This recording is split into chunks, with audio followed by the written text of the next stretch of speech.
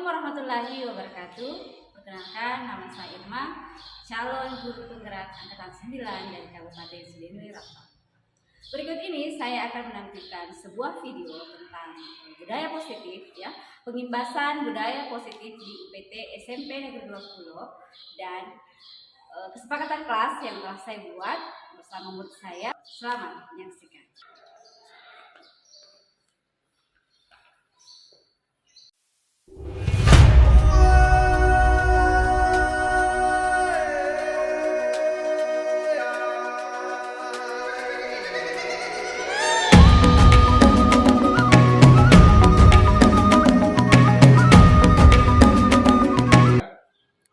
Baik, terima kasih Bapak Ibu atas waktunya. Mohon maaf saya telah menyita waktu Bapak dan Ibu dalam kegiatan saya. Sebenarnya ini adalah kegiatan pribadi, namun berhubungan sekali dengan kegiatan sekolah, kepentingan sekolah. Baik, Assalamualaikum warahmatullahi wabarakatuh. Waalaikumsalam warahmatullahi wabarakatuh. Terima kasih, salam dan bahagia. Baik Bapak Ibu, silahkan saya mohon Bapak dan Ibu memperhatikan di atas. Ini adalah sebuah presentasi yang saya buat tentang bagaimana kita bersikap dalam menghadapi murid, yang selama ini kita kenal dengan peraturan sekolah, tetapi di bagian guru penggerak itu diganti namanya menjadi keyakinan sekolah atau keyakinan kelas.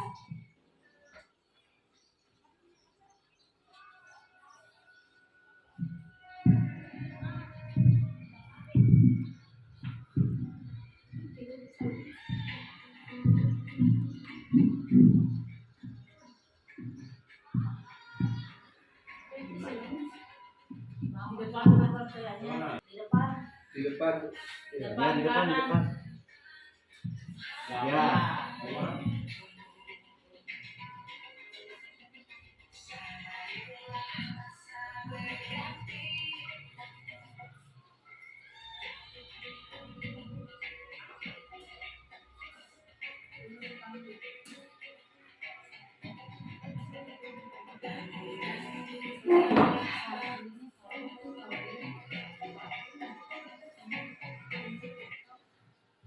Ya, jadi di sini saya bertugas untuk dalam memberikan Ibu pemahaman atau menyamakan persepsi tentang penyebaran pemahaman dan penerapan pengalaman budaya positif di sekolah kita di SMP Negeri 20.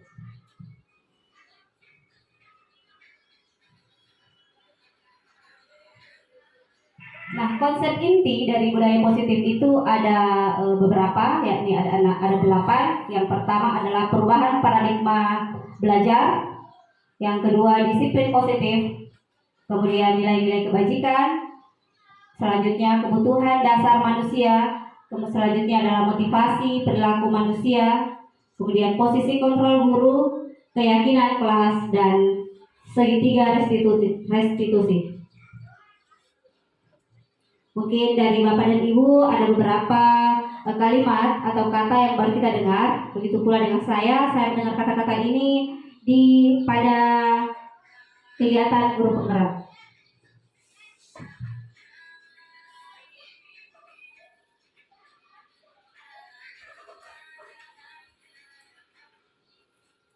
Pembelajaran dengan paradigma baru adalah pembelajaran dengan dirancang berdasarkan prinsip pembelajaran berdiferensiasi, sehingga peserta didik belajar sesuai dengan kebutuhannya berdasarkan tahap perkembangan teori psikologis modern untuk mewujudkan pelajar sesuai dengan profil pelajar Pancasila.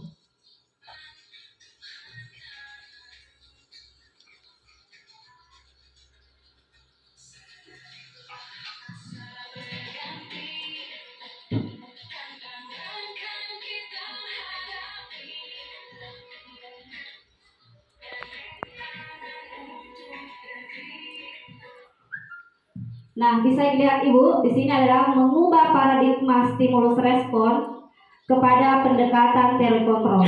Jadi yang sebelumnya kita stimulus responnya itu adalah kebutuhan atau sama dengan semua orang artinya kita ingin siswa menjadi apa yang kita inginkan. Padahal sebenarnya seharusnya kita melihat dulu bagaimana si siswa kita. Ya, kita pelajari dulu. Kemudian apabila siswa kita memiliki masalah atau mendapati masalah, harusnya kita melakukan pendekatan, bukan seolah-olah atau semata-mata kita menjudge mereka bahwa mereka bersalah, tetapi kita harus melakukan pendekatan. Ya, sebentar akan kita bahas selanjutnya penyelesaiannya bagaimana di bagian segitiga restitusi.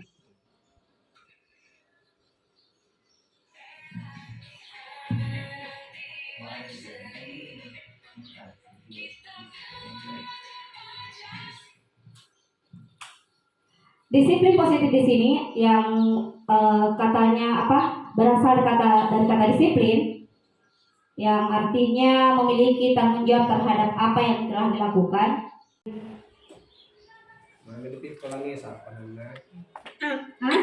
Nesar. Itu bahasa musik hati. Ya, lanjut Bu.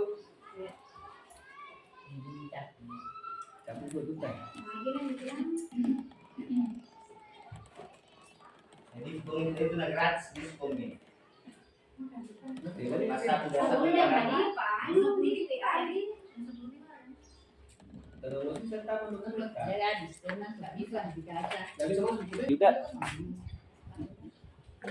Ya, jadi selanjutnya ini ada 5 kebutuhan dasar manusia. Yang pertama, tentunya Bapak Ibu sudah tahu ya, sebagai manusia kita perlu bertahan hidup. Seperti misalnya Pak Ida mungkin bisa dibacakan apa saja kebutuhan hidup yang kita butuhkan untuk bertahan hidup. Makanan, pakaian, tempat tinggal, keamanan, kesehatan. Oke, terima kasih untuk Pak Ida. Kasih jempol salut untuk dulu untuk Pak Ida. Caranya seperti ini Bapak Ibu. Jempol kiri, Jempol kanan, jempol salut. Ya. Oke, jempol kiri, jempol kanan, jempol salut. Oke, terima kasih Pak Ida.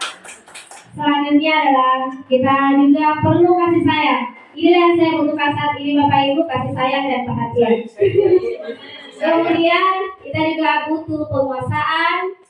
Selanjutnya adalah kebebasan. Kebebasan di sini bukan bebas yang seperti ya kita pahami ya, tetapi kebebasan mandiri, memiliki pilihan, mencoba hal baru, kemudian mampu mengendalikan diri. Selanjutnya adalah kesenangan. Kesenangan di sini adalah bermain, humor, antusias dan tertawa.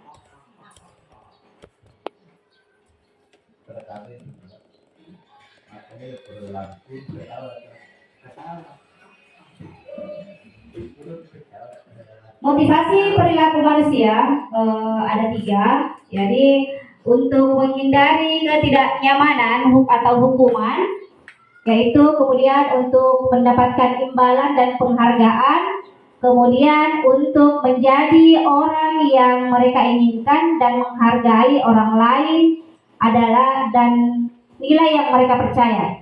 Jadi dalam menghadapi siswa, kita tidak dituntut, atau sebaiknya kita menghadapi siswa itu mengharapkan anak-anak hanya karena ingin mendapatkan penghargaan dari gurunya, karena hanya ingin mendapatkan nilai, tetapi siswa murid mengerjakan tugasnya itu berdasarkan dirinya sendiri, karena kesadarannya, bukan karena tuntutan dari bapak dan ibu guru, karena takut dihukum, takut dikasih nilai yang rendah, ya.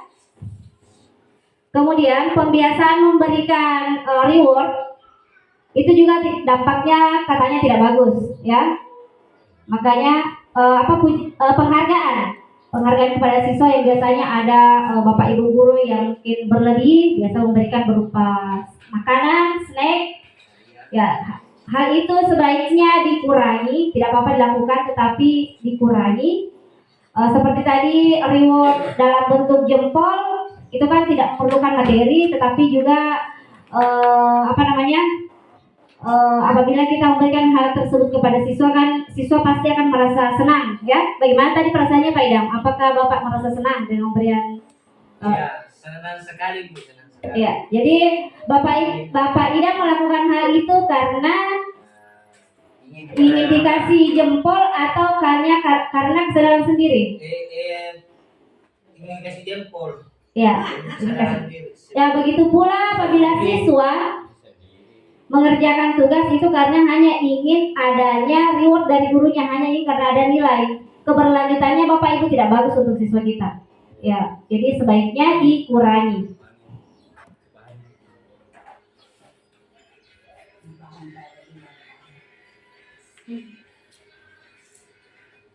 Nah, seperti ini. Saya mau tanya dulu kepada Bapak Ibu, apa sih perbedaan hukuman atau pengertian dari hukuman dan konsekuensi? Siapa dari Bapak Ibu guru hebat di sini yang ingin menjawab? Silakan jawab berdasarkan pengetahuannya saja Bapak Ibu. Apa pengertiannya hukuman? Apa pengertiannya konsekuensi?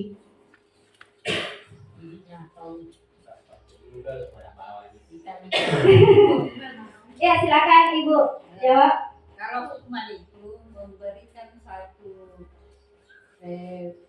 tindakan kepada anak-anak tanpa ada persetujuan. Ya. Kalau konsekuensi kita sudah berjanji, kalau kamu melakukan ini maka akibatnya seperti ini. Iya, betul sekali. Saya. Betul sekali. Tepuk tangan dulu untuk Ibu guru saya. Ya, terima kasih Ibu atas jawabannya, dan betul sekali bahwa hukuman itu ya diberikan kepada siswa spontanitas saja ya. Padahal sebenarnya kemudian konsekuensi itu adalah akibat dari perbuatan yang telah dilakukan oleh siswa.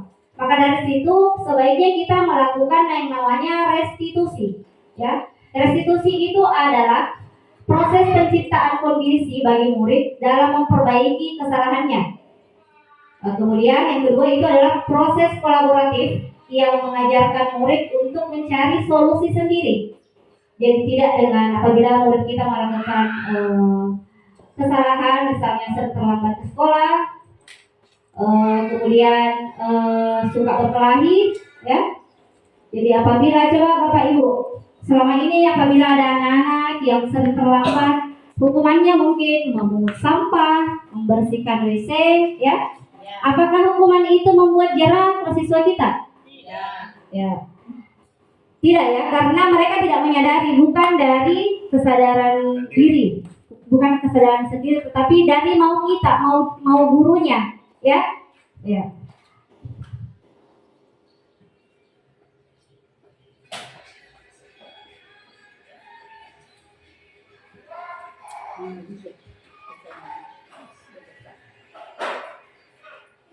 Nah, posisi kontrol apabila tadi kan sudah ada masalah, 5 posisi kontrol guru itu yang pertama adalah penghukum.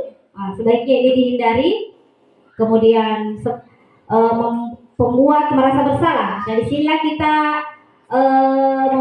memberikan bagaimana kita menghadapi siswa agar mereka menyadari kesalahannya, membuat mereka bahwa mereka merasa bersalah atas kesalahannya. Kemudian tidak apa-apa juga kita sebagai guru sekali-kali bertindak sebagai teman kepada murid kita. Kemudian sebagai pemantau, yang terakhir adalah sebagai manajer.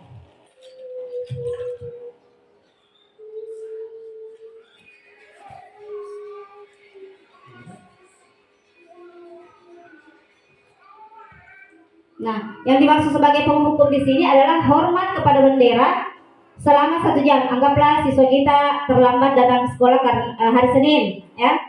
Hukumannya hormat kepada bendera 1 jam. Itu namanya sebagai kita bertindak sebagai posisi kontrol kita sebagai penghukum.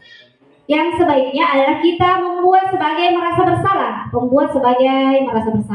Jadi kita tanya, kita dekati anak-anak kita tanya kalau bisa face to face, kita tanya dia berapa kali dia datang terlambat, atau misalnya atau ada mungkin masukan dari Bapak Ibu, sebaiknya pertanyaan apa yang kita berikan kepada murid kita.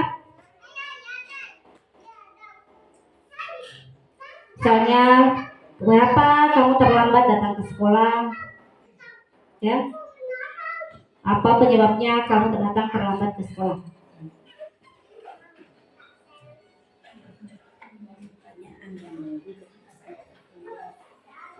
Pertama kesadarannya dulu. Banyak istighfar. Nah, selanjutnya jika sebagai teman kita kalimat yang contoh ya, referensi kalimat yang sebaiknya kita gunakan, kita bilang, ayo dong ikuti aturan sekolah, tolong bantu ibu, bapak ya di sekolah kita ini. Ya sudah, tidak apa-apa, kali ini ibu maafkan, tetapi jangan diulang. Nah, kemudian kalau kita sebagai pemantau, posisi kontrol tadi ada 5 ya. Ini kalau kita sebagai pemantau, kalimatnya, referensi kalimatnya adalah, kamu sudah melanggar aturan sekolah. Kamu tahu konsekuensinya, setelah upacara, kamu beli atribut ke koperasi dan jangan diulangi lagi.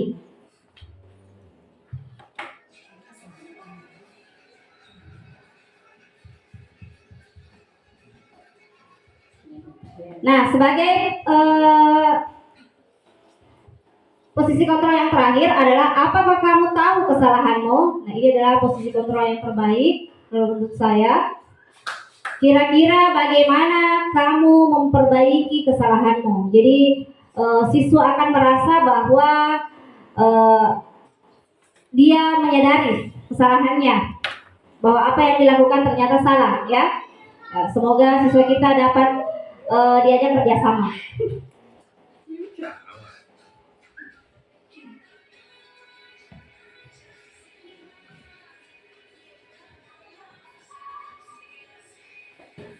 Nah, ini adalah referensi kalimat yang bisa Ibu lihat. Kamu tidak pernah benar melakukannya. Perencanaan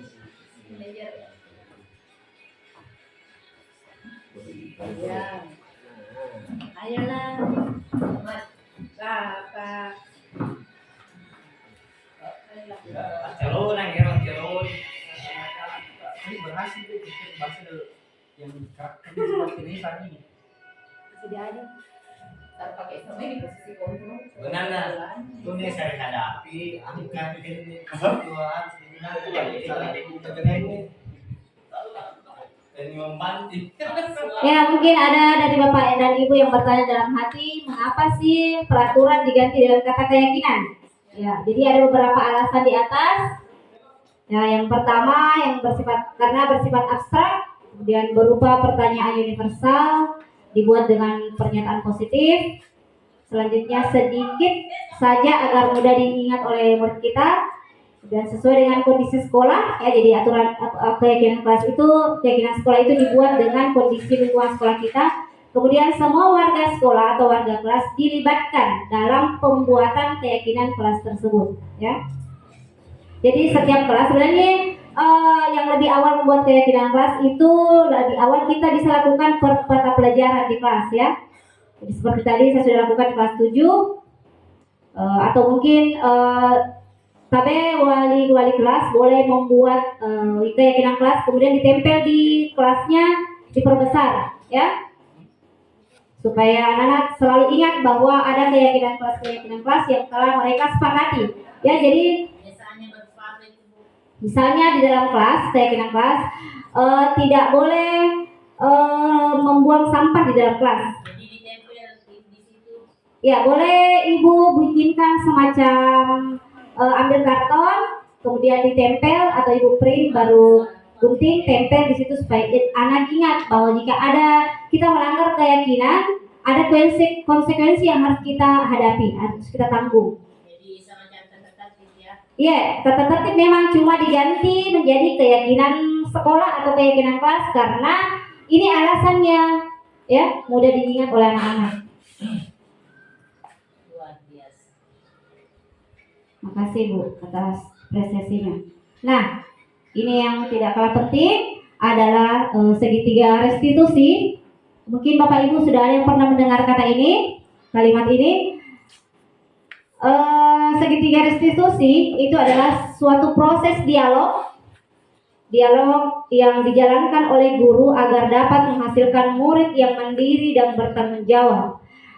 3 langkah restitusi itu adalah yang pertama menstabilkan identitas, kemudian melakukan validasi tindakan yang salah, selanjutnya adalah menanyakan keyakinan.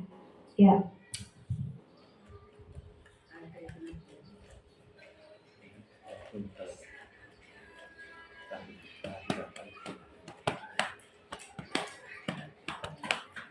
Nah ini menstabilkan identitas yang pertama itu berdasarkan prinsip membuat kesalahan adalah bagian dari proses pembelajaran. Misalnya berbuat katanya ya, ini kata yang diucapkan kepada murid kita kalau ada yang mungkin salah, misalnya terlambat, berbuat salah itu wajar. Tidak ada manusia yang sempurna. Ini adalah kalimat-kalimat dalam menstabilkan identitas. Ya, jadi kita stabilkan dulu perasaannya anak-anak. Ya, seperti tadi yang telah ibu lakukan terhadap saya, ya, memberikan aplaus atau berkata, oke, tidak apa-apa, ayo kita lanjutkan. Ya, oke ya, akan semangat. Sudah terlalu panjang karena ibu juga di sini lebih cerdas dari saya.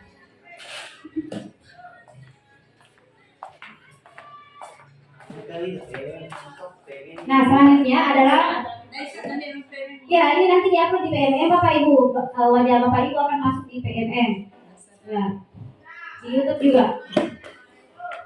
Langkah kedua adalah validasi tindakan yang salah. Validasi tindakan yang salah, contoh kata-katanya adalah kamu pasti punya alasan mengapa kamu melakukan hal tersebut, mengapa kamu melakukan itu. Atau mungkin dari referensi kalimat yang saya ucapkan ini, contoh yang saya paparkan di depan Bapak Ibu, mungkin ada lagi contoh yang lain. Kita di sini saling berbagi ya. Ada mungkin contohnya yang bisa misalnya di sini ada 4 yang saya buat. Saya kira Bapak dan Ibu pasti punya. Lebih banyak lagi perbendaharaan kata dibandingkan saya tentang kalimat efektif dalam melakukan validasi tindakan yang salah ini. Ada Bapak Ibu? Yang kedua ini adalah padahal kamu bisa melakukan yang lebih buruk dari ini ya. Patut kamu bangga karena kamu telah melindungi sesuatu yang penting buat kamu, atau kamu melakukannya karena mempertahankan sesuatu yang penting bagimu. Ya, ini pembelaan bagi mereka siswa.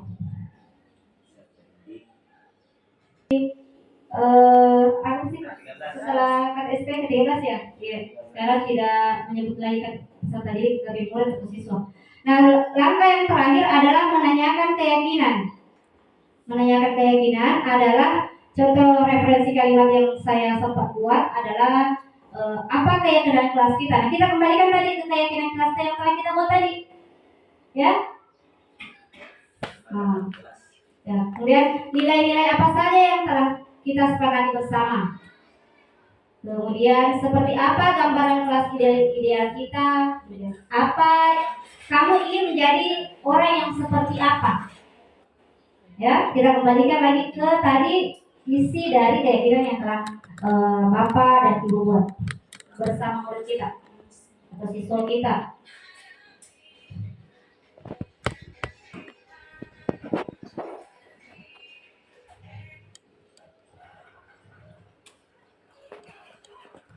Ini adalah sebuah video ilustrasi.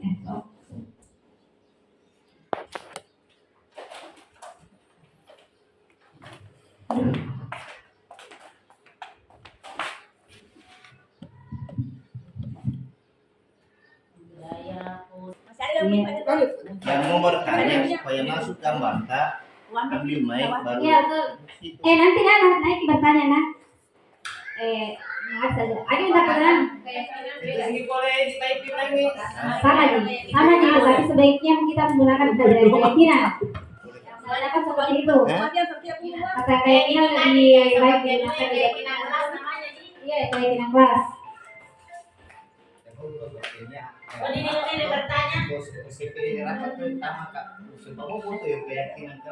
Jadi ini saya sedang melakukan ilustrasi segitiga restitusi dengan siswa yang sering terlambat. Itu siswa tadi yang wajar. Sama ada ya. Ya, Nurhat nih. Iya. Ya boleh. Iya, dari suaranya. Iya. Udah close soalnya. Masih kayak Oh, aku bertanya tahu. Nah, selanjutnya keyakinan kelas. Oke, saya percepat saja, Dik. Iya, iya. Ini yang besar, ini yang kecil. Ya, ini Oke. Apa cian lupa jadi. Mana suara? Iya, ini Lanjut. Baik, dari kegiatan kita ini, Bapak Ibu ada yang ingin bertanya? Oke, silakan.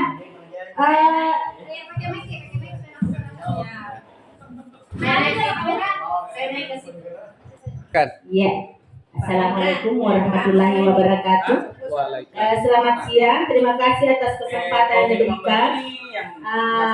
Kali ini saya ingin bertanya tentang tadi masalah keyakinan kelas. Nah, seandainya kita sudah melakukan atau membuat keyakinan kelas bersama siswa, apabila sudah ditentukan bahwa ini keyakinan kelas kita, terus ada yang melanggar pada keyakinan kelas yang telah kita buat, tindak lanjut yang sebaiknya kita lakukan seperti apa, Ibu? Terima kasih. Saya jawab 5 posisi kontrol guru di situ. Iya, terima kasih Bu atas pertanyaannya. Mungkin dari Bapak Ibu guru hebat di sini ada yang ingin menjawab? Ada, tidak apa-apa, dari temannya tidak apa-apa. Ada Bapak Ibu, saya kasih kesempatan. Posisi kontrol dia. Ibu Rahma mungkin mau. Pertanyaannya Ibu Sikati, apabila sudah ada keyakinan kelas kita yang telah dibuat, namun kemudian hari ada siswa yang melanggar. Nah, dari keyakinan yang telah dibuat, bagaimana konsekuensinya Bapak Ibu? Ada Bapak Ibu yang ingin menjawab? Saya kasih kesempatan.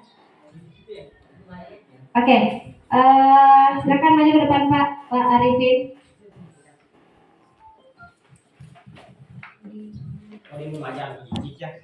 Ya, terima kasih atas kesempatan yang diberikan untuk mencoba menjawab dari pertanyaan Ibu Sikati mengenai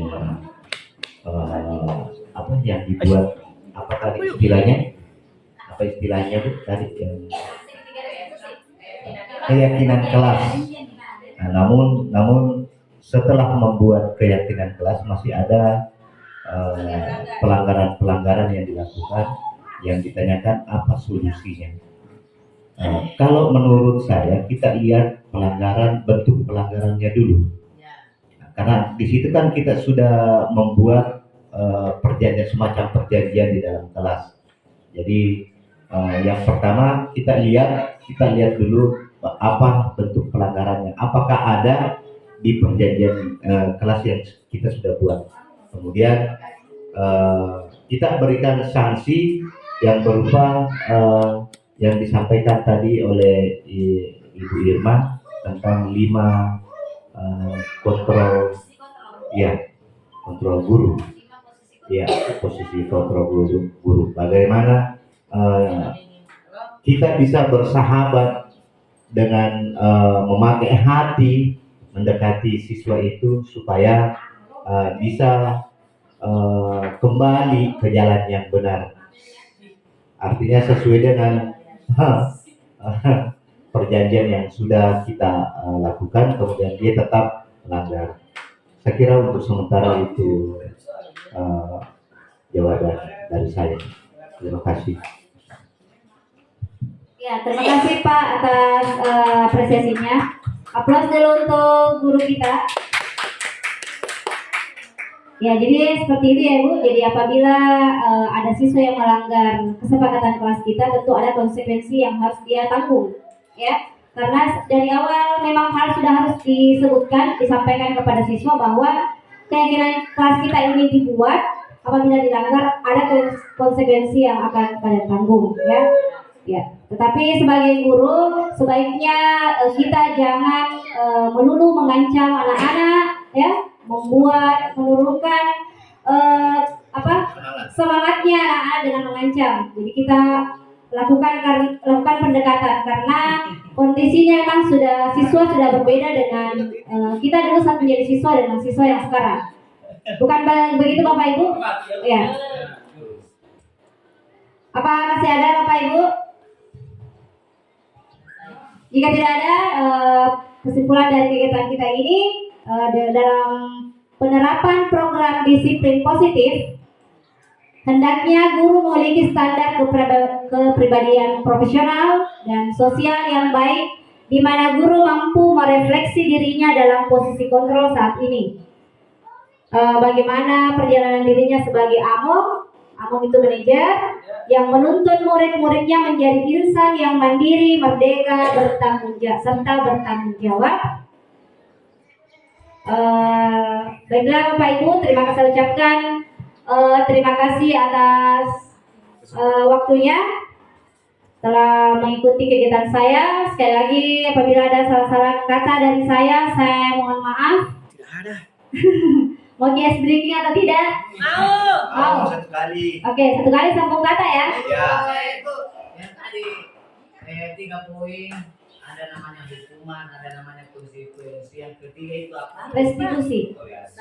Iya. Jadi yang terbaik itu restitusi. Buku yang masuk. Iya.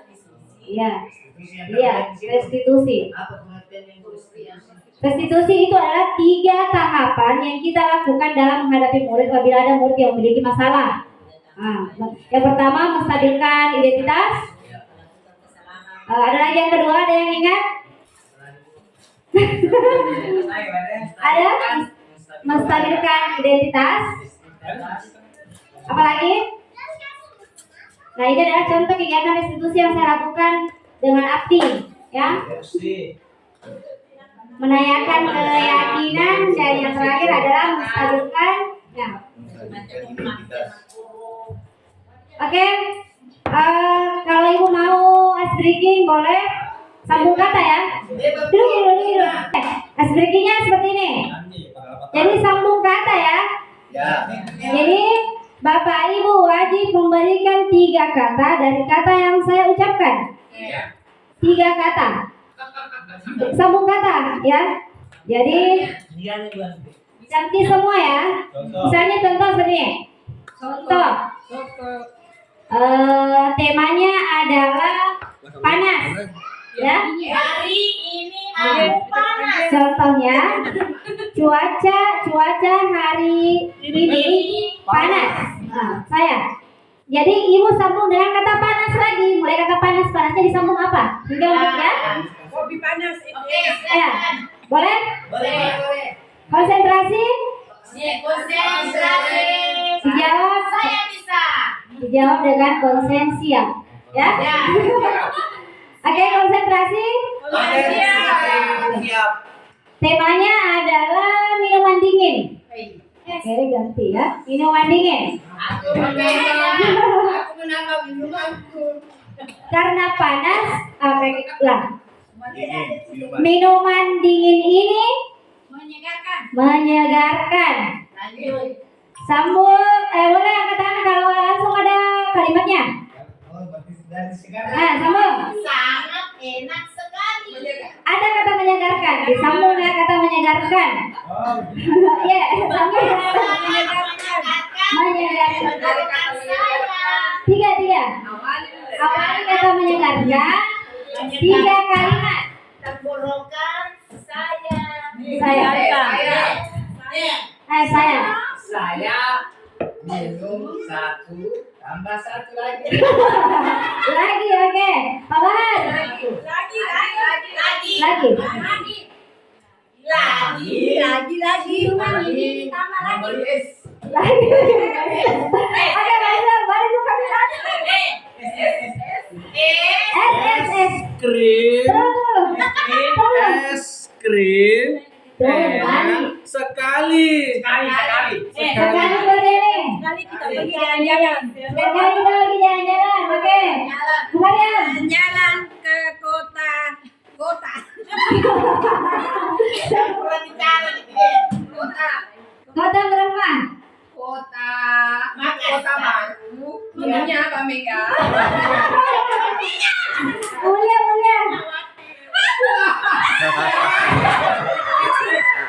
Oke, lanjut.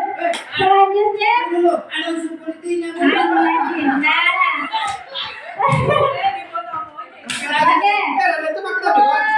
Mulia. Apa tadi? Megawati. Lagi. Oh, PDI. PDI Mulia. PDI. Partai Perjuangan ini. Perjuangan mendapatkan Oke, bagus sekali perjuangan mendapatkan tes ya. Oh ya. Terima kasih Bapak Ibu. Assalamualaikum warahmatullahi wabarakatuh. Waalaikumsalam. Burun Pelingkan, Burun Cendrawasih. Cukup sekian. Terima kasih.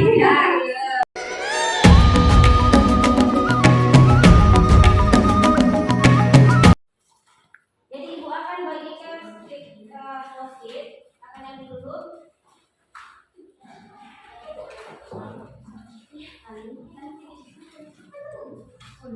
Tolong menulis di bagian yang tidak ada lentetannya karena itu nanti akan ditempel di atas ya.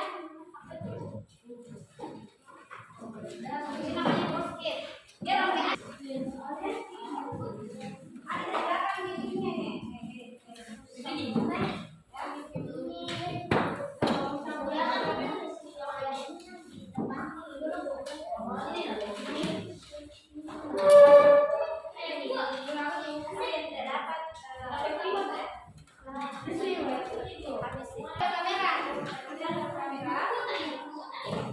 Jadi begini, nanti coba dengarkan. Jadi sekarang ini dengarkan dulu arahannya itu, oke? Dengarkan dulu arahannya itu. Tolong post-itnya diletakkan dulu di meja, kertasnya diletakkan dulu di meja supaya tidak hilang itu lemnya. Oke. Jadi aturan mainnya seperti ini. Jadi saat ini kita akan membuat keyakinan kelas. Seperti apa itu keyakinan kelas? Ya, seperti apa itu keyakinan kelas adalah keyakinan kelas itu sama dengan aturan, ya, aturan yang harus kita sepakati di dalam kelas, ya. Misalnya tidak boleh bercerita di dalam kelas, ya, saling menghargai antar teman, ya, tidak boleh berbicara apabila guru sedang menjelaskan atau teman sedang berbicara. Apabila ingin berbicara, silahkan angkat tangan dulu, katakan permisi Bu, ya. Bisa dipaham? Baik dulunya. Terus, sekarang di pos kertas yang telah dibagikan itu, silahkan anak-anakku menulis kira-kira kesepakatan keyakinan kelas apa yang ingin anak-anakku tulis, yang ingin anak-anakku buat, keyakinan yang harus kita kesepakati di dalam kelas kita. Oke? Ada yang mau bertanya sebelumnya? Satu saja, satu keyakinan kelas satu orang. Apa namanya? Bagaimana? Mau tulis nama atau tidak? Oke, silakan tulis namanya. Melengket itu melengket. Silakan ditulis. Ibu kasih waktu beberapa menit sebentar saja ya. Silakan diingatnya. Satu. Silakan yang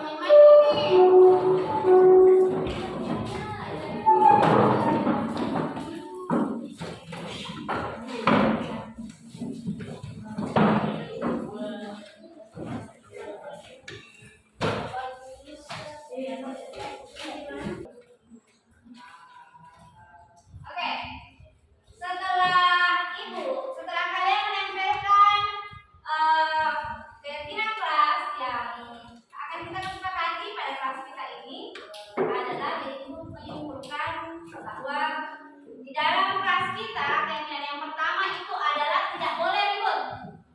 Oke, siap ya? Tidak boleh ribut. Yang kedua adalah tidak boleh jalan-jalan ya, mengganggu teman dalam kelas 2. Oke? Siap? Oke. Selanjutnya adalah yang ketiga adalah tidak boleh makan dan minum di dalam kelas. Yang keempat adalah saling menghargai. Ya, saling menghargai itu bagaimana maksudnya? Adalah dengan tidak, apabila guru sedang berbicara, kalian harus mendengarnya. Begitu pula jika kalian berbicara, itu juga harus mendengarkan kalian. Dan apabila ingin berbicara, angkat tangan dulu, minta izin dulu, oke? Selanjutnya adalah apa yang tadi?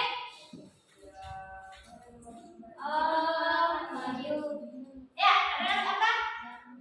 Ya, tidak boleh mengeluarkan baju atau berpakaian rapi.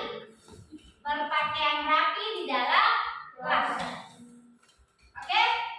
Apa masih ada keyakinan yang perlu ditambahkan? Saya kira cukup ya. Oke, ada tambahan, katanya tidak boleh keluar dari kelas apabila tidak ada izin dari guru sekalian. Kasih jempol dulu untuk yang ada. Oke, siap. Kasihkan jempolnya. Oke, 1, 2, 3. Jempol kanan, jempol kiri, jempol sahur. Absen suaranya di sini. Sudah semangat sekali lagi. Bukan lagi. Jempol kanan, jempol kiri, jempol sahur. Oke, saya ada lagi 1 sedikit untuk kalian. Contohnya seperti ini. Adalah tepuk pagi 3 kali, tepuk siang 4 kali, tepuk siang 5 kali, tepuk malam tepuk malam. Ada yang bertanya kenapa dia tepuk malam?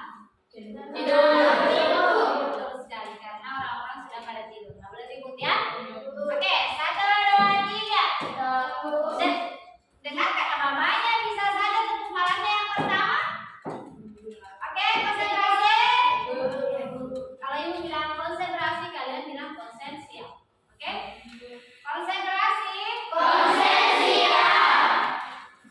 Maka dengar itu ada di ibu nada-nadanya. Kalau ibu agak mengayun, diayun juga jawabannya. Kalau ibu cepat juga jawabannya. Paham? Konsentrasi. Good. Tepuk siap. 5 tepuk siang. Oke, ulang. Tepuk pagi 3 kali. Saya ulang, apa banyak seperti ini. Tepuk pagi 3 kali, tepuk siang 5 kali, tepuk malam. Nah, oke, paham ya? Konsentrasi. Baru saja. Konsentrasi. Oke. Tepuk pagi, tepuk siang, tepuk malam. Konsentrasi dulu. Ini yang tidak konsentrasi. Oke, udah dulu untuk kalian semua.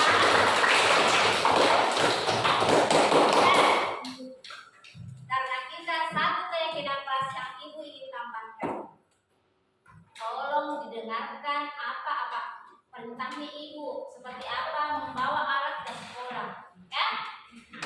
Jadi minggu depan pertemuan selanjutnya.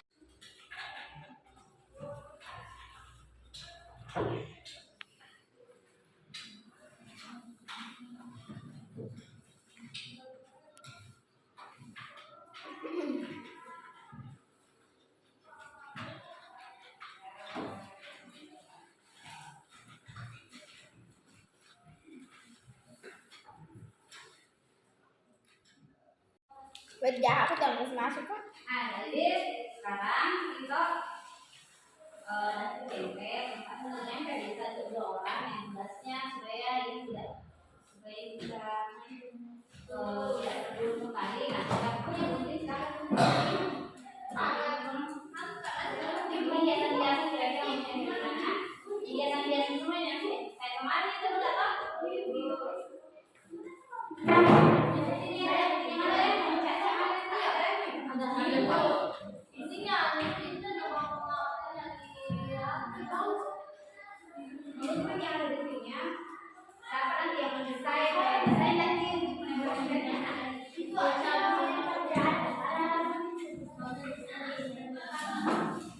Ibu juga nomor 5 ya, masih bisa ya. Kalau ada yang sudah sama langsung simpan di sana. Ini kunci jalan. Ini juga ibu ya. Sama saya dia. Ya,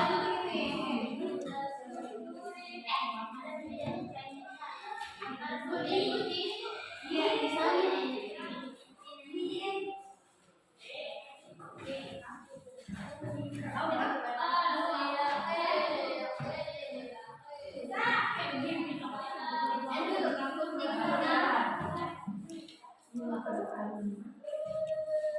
Jadi kamu nanti kalau ada bilang susu di sini yang di atas ini dulu deh caranya. Ini dulu deh, ini dulu deh. Ini di atas sekali. Ini dulu ya. Mana itu biasanya kamu sudah tambahin. Mana kamu sudah tahu? Ini pakai itu jadi semua bilang kerja mampu intan bikin bunga terserah dulu bu. Jalan makan lagi kita. Jalan ada kertas sampai SD dan ibu jadi sasku. Cara makan kali sekarang. Itu kan daunnya terserah yang jelasnya ada di sini. Bagi kertas sampai SD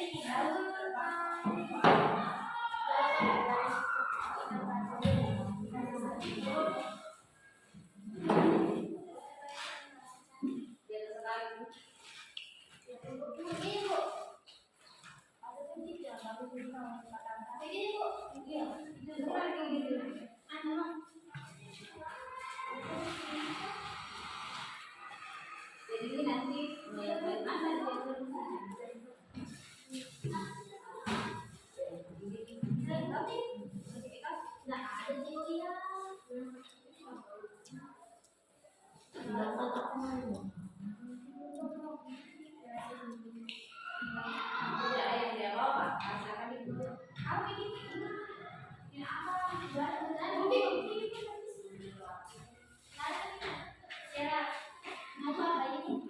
biar tidak berbunyi biar tidak pemegang hati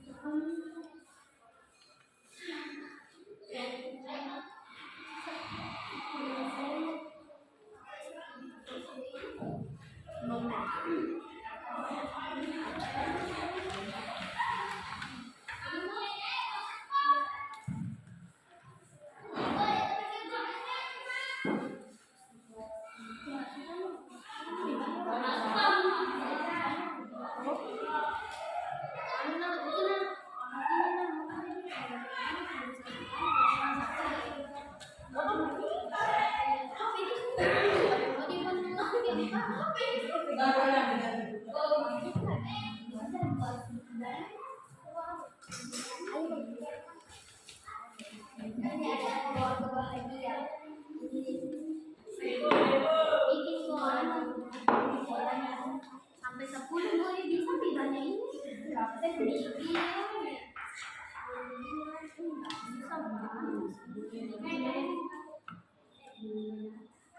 Jangan sampai 10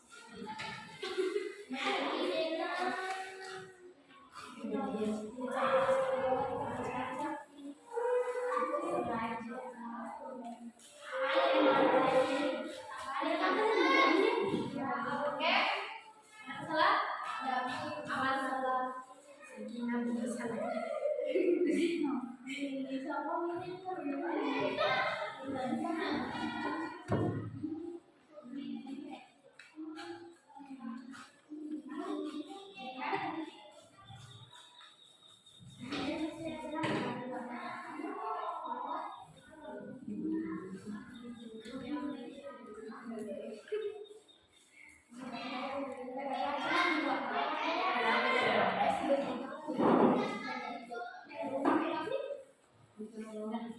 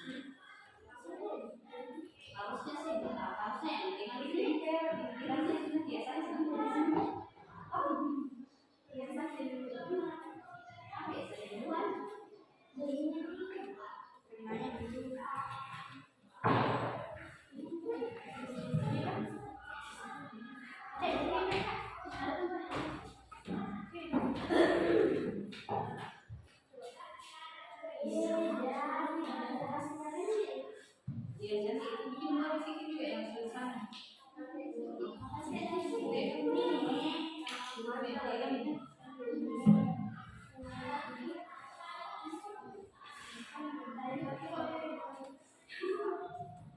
Ah ini kelasnya.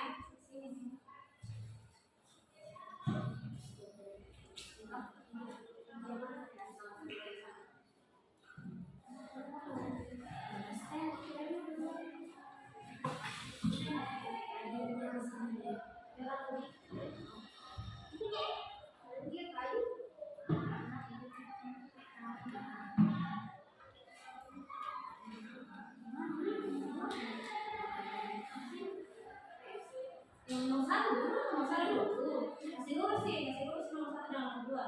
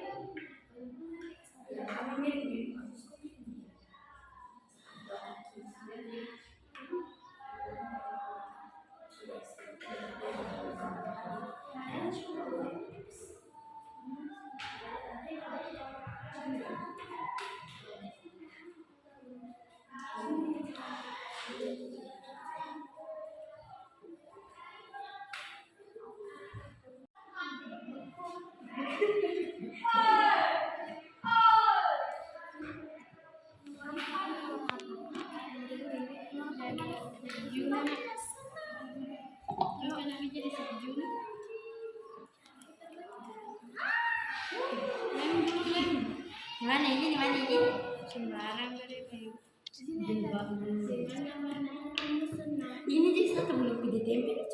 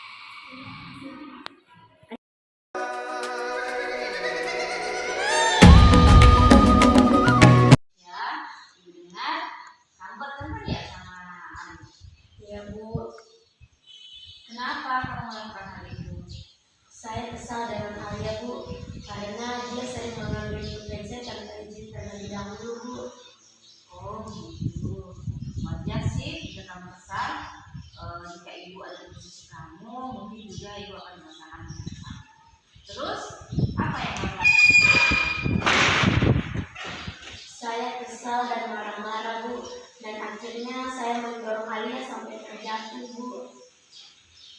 Pastinya kamu melakukan hal itu karena ada alasannya ya.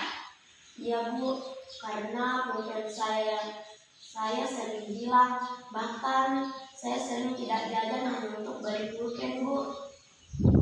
Ya wajar sih jika kamu tidak rela jika pulpen kamu hilang.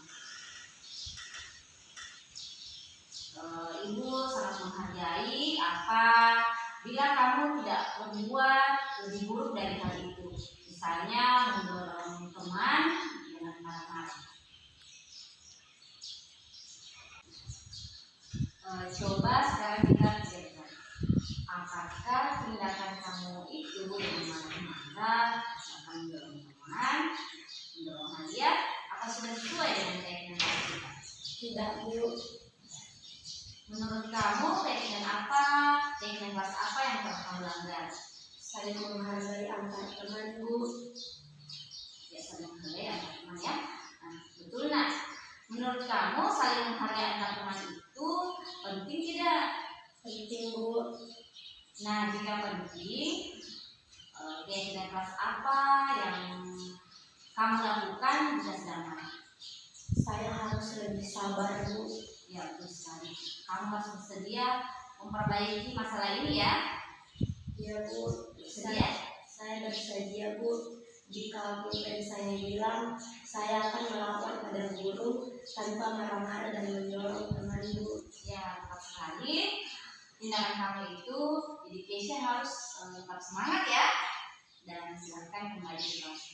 Iya Bu, terima kasih Bu. Permisi. Untuk